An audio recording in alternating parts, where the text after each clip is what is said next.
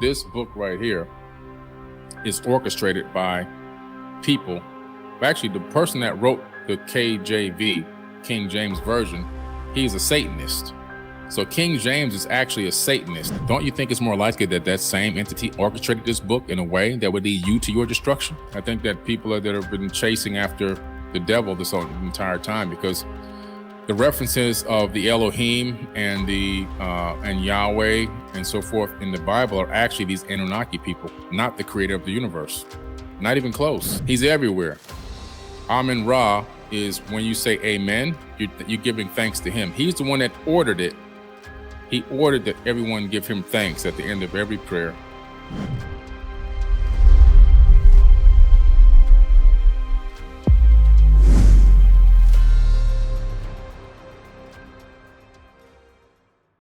Being born again is when you rise to a higher level of consciousness, and you can look back on your previous level that you were at and go, wow, man, I came up here. I'm up here now. I moved up a notch. You were born again in a higher level of consciousness. Getting splashed in water and dumped in the ocean and all that stuff, waste of time. Means nothing. Waste of time. Taking a brand new baby and splashing water all over them, waste of time. Means nothing. Means absolutely nothing. Does nothing. Just gets you wet and then you need a towel. Being born again has to do with growing consciously. Every time you move up another notch, you're born again, and you'll be born again many times in the same lifetime. These are the secrets that the Anunnaki didn't want us to understand and know. They wanted us to go through them for everything so that we can continue to worship them and do the work for them. That's what it was all about. It's all about labor and slavery. And if you don't believe me, then you got to read the Atrahasis epic. This is where the information is. It's right in here, guys. It's right in here. Part of it made it into the Bible, but they accidentally on purpose left out the part where the Ijiji were getting ready to go to war against Enlil and Enki. This is when the gods fell from heaven to earth, all right? In the Bible, it's the angels. They rebelled against God. These Ijiji people, who are Anunnaki, they rebelled against Anu, who was known as the god of his pantheon. He had the original pantheon, and they fell from heaven to earth. They came from Mars to earth. They came from Lamu to Ki. All right, Lamu is Mars, Ki is earth. Why'd they come here? They were on Mars doing a lot of labor. They were mining Mars for resources. They came here to go to battle against Enki and Enlil. Why did they rebel against Anu and his sons? Because according to the text, they were being forced to do labor as if they were slaves, and they weren't supposed to be slaves. They were volunteers, and they labored for a couple 100,000 years. I think it was 250,000 years they labored without the use of any human assistance whatsoever. And then they got to the point where they said, you know what? Our needs aren't being met. Our demands aren't being met. We're going to go to war. They came and they encircled the campus of Enki and Enlil in a place in Africa called Adam's Calendar. Adam's Calendar still exists today. Matter of fact, I was supposed to go there in 2020, but you know what happened there. I'll probably get there in 2023. I won't get there this summer. With Michael Tellinger has a museum right next to Adam's Calendar, and he's going to give me the tour of Adam's Calendar. Adam's Calendar is important because it's the oldest known gold mine discovered on Earth in Africa, and the organic material at the mine shows that it dates back to 200,000 years, exactly at the time I said about the worship gene, and exactly at the time that these people decided to go to war at Adam's Calendar against Enki and Enlil and Anu. Interesting that it all merges together, all right? And then they took women. After they came to an agreement first that they would genetically modify the existing hominid on the planet, adding their essence to it, which means, you know, some type of modification in some way, and make it do the labor. Once that was agreed upon, they said, okay, we're getting out of here now. We're not going to go to war today, but what we are going to do is we're going to take some of these women. And that's when the sons of God, which was the Ijiji, because they were all under Anu, made it with the daughters of men, and they gave birth to the Nephilim. Okay? All this is in the text, guys. This is all in the text. The Enuma Elish and the 7 tablets of creation. The Atrahasis epic. This is all in there. All this stuff is in there. The Sumerian tablets in the British Museum, the one where Isis gives birth to the Adamu. There were already a lot of people on the planet. Don't believe this thing about Adam and Eve were the first two people, and from Adam and Eve, you got 8 billion people on the planet. That's garbage. In the Bible itself, if you take your time and you actually read the Bible right, you discover that humans were created twice in the beginning. There's 2 humans that are created in the beginning. When you read the Sumerian tablets, you discover the same thing. In the beginning, it elaborates a little bit more. They created people to do the work. When Cain killed Abel and was kicked out of the Garden of Eden, which, by the way, Adam was also kicked out, and you can read the book of Adam, right? That's kept out of the Bible. It's pretty heartbreaking, that story. It's actually, it'll choke you up. It's pretty heartbreaking. But when you analyze Cain, and he says to Enlil, who's known as Yahweh in the Bible, he says, the people out there will kill me. Well, what people? Well, there was already people out there. He said, matter of fact, he said, I'm gonna put a mark on you. They'll know you my boy. And when you go out there, you're gonna meet your wife. What wife? This is what began the whole clan of the Canaanites. Most of the Canaanites ended up in Mesoamerica. They ended up halfway around the world. All right, there's a whole nother video I gotta make about that and how they got there. But regardless, so you have the snake that comes into the garden. The snake is knowledge in Egypt, in Chem. It's knowledge and wisdom. What was the apple? The apple was knowledge of self. So Ea Enki, who actually loved humans, came in and was talking to them in the tablets about who they really were, how powerful they really were. A lot of that makes it into the myth of Adapa. So if you read the myth of Adapa, which I have on one of these, I have so many books in here, but I have the myth of Adapa. That text, which was kept out of the Bible, is it talks about the fact that Ea Enki was talking to them about how powerful they are, how knowledgeable they are, how incredible they could become. The true potential of mankind is far exceeding them, him himself and the Anunnaki. And that was the knowledge that he gave them. That's why they put on clothes. They were like, man, we gods, man. I hear running around like animals naked. And that's when Enlil came back and got pissed off. That's in the Bible known as Yahweh, right? You call him God. And he was like, oh man, my brother did this. I'm going to call him the devil. And I'm going to tell everybody, don't talk to him because he's evil. When Enlil was actually the evil one. As a matter of fact, when you read the tablets, you find out that this guy, Enlil, was killing people like you wouldn't believe. He was killing humans like it was like, if you would wake up and there was too much noise outside, he would order the guards to just go kill off people.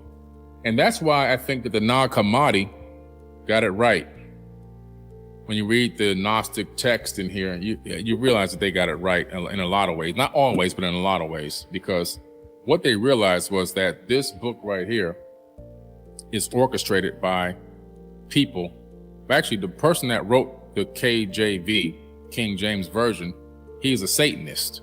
So King James is actually a Satanist. Actually, his Satanist book did better than this book. Right? So, but what these people realized way before that guy was even born was that this book is orchestrated in a way, the information is orchestrated in a way that you're actually following the same evil that you're running from. And the true path to enlightenment and ascension is through spirituality. If the devil is a super genius, right? Satan, the devil, is this IQ of 2,000. He's not even an angel. He's a cherubim. He can create things. He has everything he can do everything that God can do, just about. All right. He was the right hand and everything, all this good stuff. And he can whisper in the ears of millions of people. And he's got all this power. I said to that guy who was trying to convert me, he said to me, I told him, I asked him, I said, do you think that this Satan, the devil, is going to follow every word in this book that was written and edited by a human being to his own destruction? And he said, yeah. I said, no. Don't you think it's more likely that same entity orchestrated this book in a way that would lead you to your destruction? That's what the Nag Hammadi believes. That's what the Gnostics believe. The Gnostics. And I think they're right. I think that it's been flipped. I think that people that have been chasing after the devil this entire time, because The references of the Elohim and and Yahweh and so forth in the Bible are actually these Anunnaki people, not the creator of the universe. Not even close. These are flesh and blood people. Now, is there a creator of the universe? I actually believe that there is. I believe that there's a creator of the universe. Why? Quantum physics proves it. We're living in a creation. There's no way to get around that. We're living in a creation. I believe that wholeheartedly. What I'm trying to tell you is a lot of us on this planet have been chasing after the wrong source of creation, has actually been chasing after slave masters. And they have successfully enslaved mankind for a very, very long time. You got to read this book, The Gods of Eden by William Bramley. The Gods of Eden by William Bramley. It's based on Sumerian tablets. That's why I like this book. It's not based on opinion. It's not based on conjecture. It's based on the tablets. And we find that the mental and financial enslavement go all the way back thousands of years. In this book, he actually reveals the origin of inflation. The origin of inflation is even in here.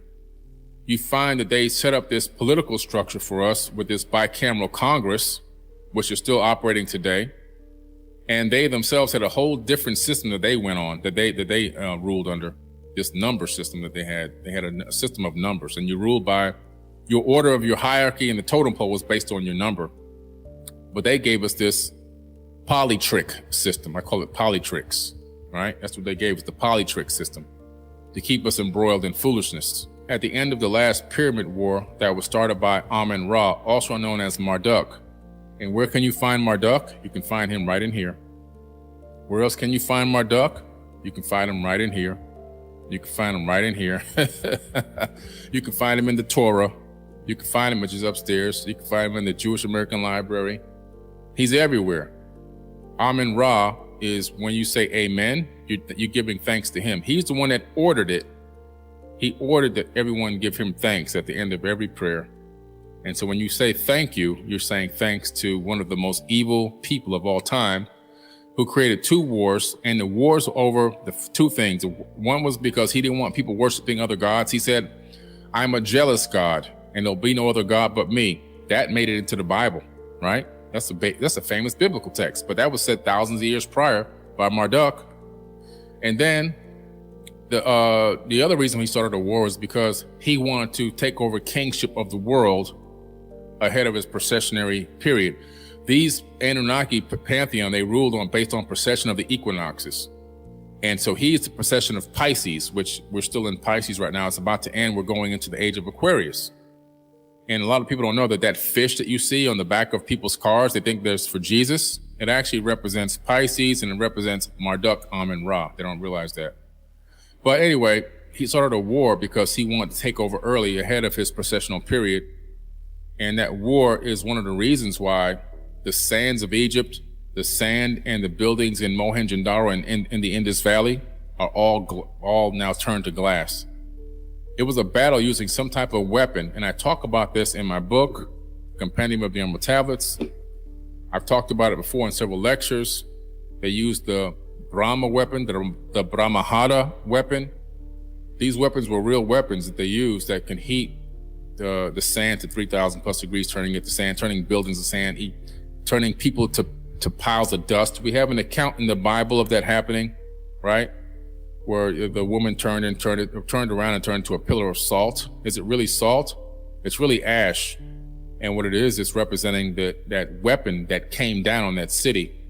That was a dropped weapon. Make no mistake about it. And it was planned to be dropped, and it was known ahead of time, the coordinates and even the time that it was going to drop.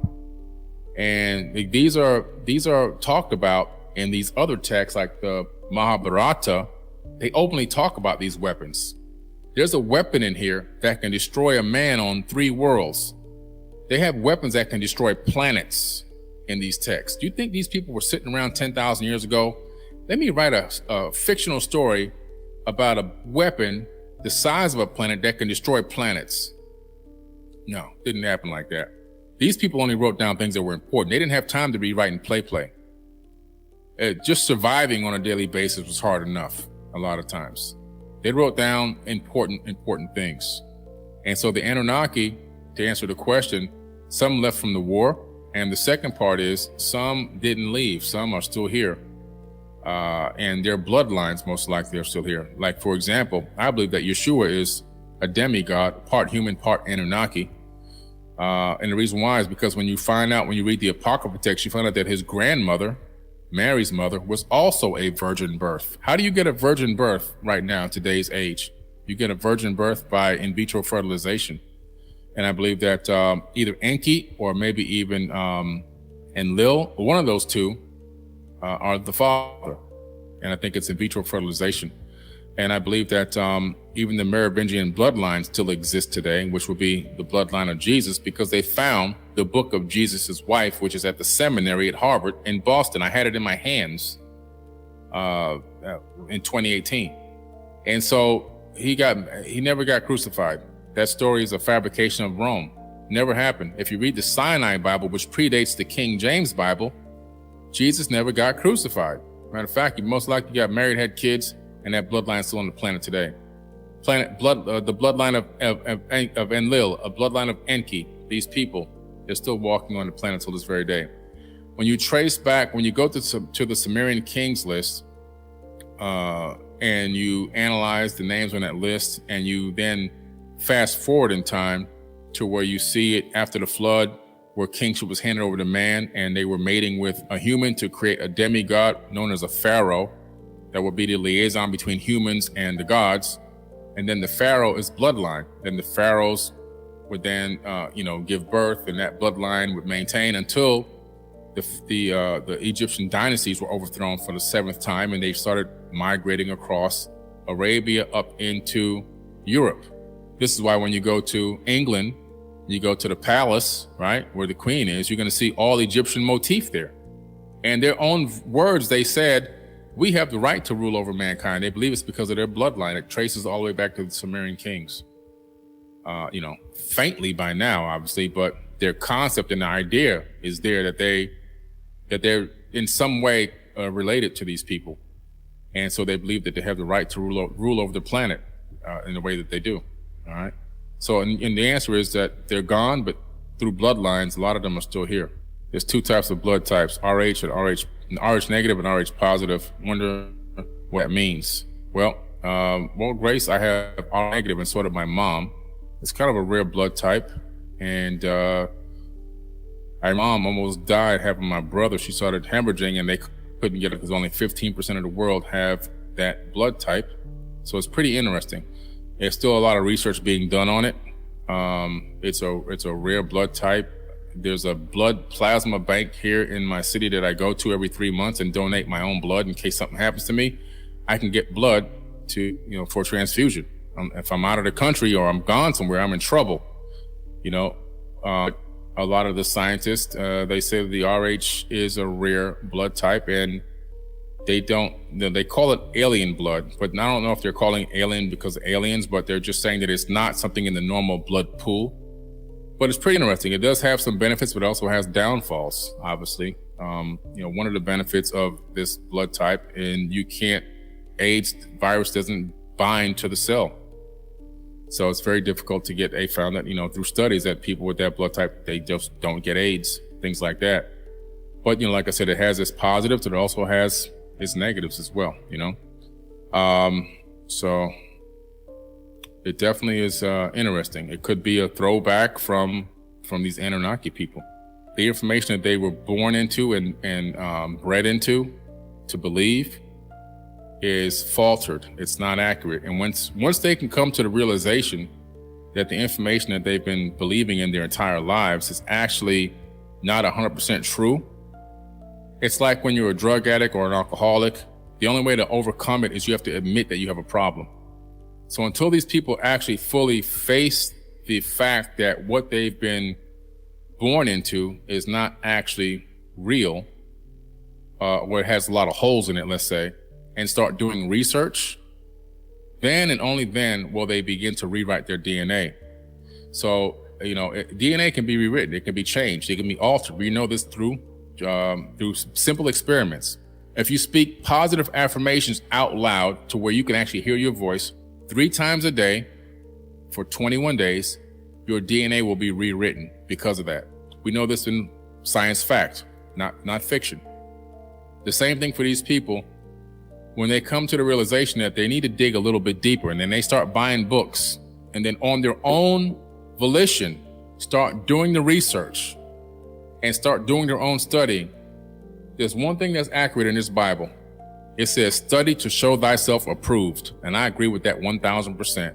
Study to show thyself approved.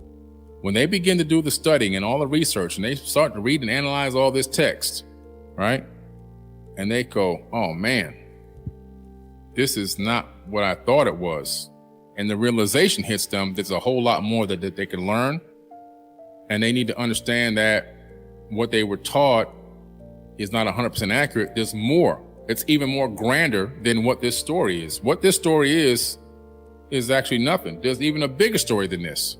And so instead of being intimidated by the fact that this book is not accurate and there's a lot of misinformation in it, be more excited that it's even more grand than what they even thought. And there's a lot more to learn. There's a lot more to understand. The universe is incredible. Our connection to the stars and other beings is incredible. There's a whole nother reality going on behind this reality. And there's a whole nother path to ascension that you didn't even know existed. And that's when they'll begin to rewrite their that worship gene and change it and go start to look within instead of looking outside. The book of Revelation is Revelations is a very interesting book. It's this end time preaching that has allowed a lot of preachers to make a lot of money and has allowed them to build these mega churches and everything else and lure a lot of people in. And it's always the end times. But I tell you, there is no end time right now. We're not even close to an end time right now. And the reason why I say that is there has been far more darker periods and eras in time on this planet than we are in right now. As dark and as bad as it looks right now, there's been times that are far worse than this. We're actually living in a great time, to be honest with you. Now, does it mean that everybody's having a good old time around the planet? No. I'm talking about overall, as a percentage base. If you go back, we're talking about the Inquisitions. We're talking about the Black Plague, the bubonic plague, all these things that almost wiped out humanity. Just a lot of eras gone back. The American Holocaust, you probably don't even know about that one, right? 111 million indigenous natives murdered and slaughtered in the Americas over the course of, I think it was 70 years. 111 million, almost killed to extinction, these people. All right, so we're not even close to the end times. The end times would have happened all the way back then, when 80 million were getting killed, when 111 million were getting killed, when the bubonic plague was wiping out the planet, when the Black Plague was wiping out the planet. So we're talking about a writing that is trying to lash out at the people of that era, and also trying to convince people to join a cause, really. And that there will be this, and to give people this solace and peace that, the trauma and the drama and the issues that they're going through right now will be rewarded greatly, But in true reality, it still was relying on external aid, external sources, external help, external assistance, which just is not the case. It was written for a time in that era, but it has no application to us whatsoever right now. One thing that's interesting in that book, if you read the book of Revelation, you find out that it's talking about reincarnation and the fact that you come back as an actual person with a name, with a new name and everything else, and a new body. It doesn't say you're going to be this etherical being of light floating in dimensions. It doesn't say you're going to be in higher dimensions floating around and without a body. No, it says you're going to come back with a new body and a new name. It almost kind of really talks about having a breakaway civilization on another planet. You get taken to a new planet and you put inside this new city being built, right? This new Jerusalem and all this kind of stuff. So it's pretty interesting, far out stuff. But I don't think there's any end times coming anytime soon. I don't think we're even close to an end time, in my personal opinion.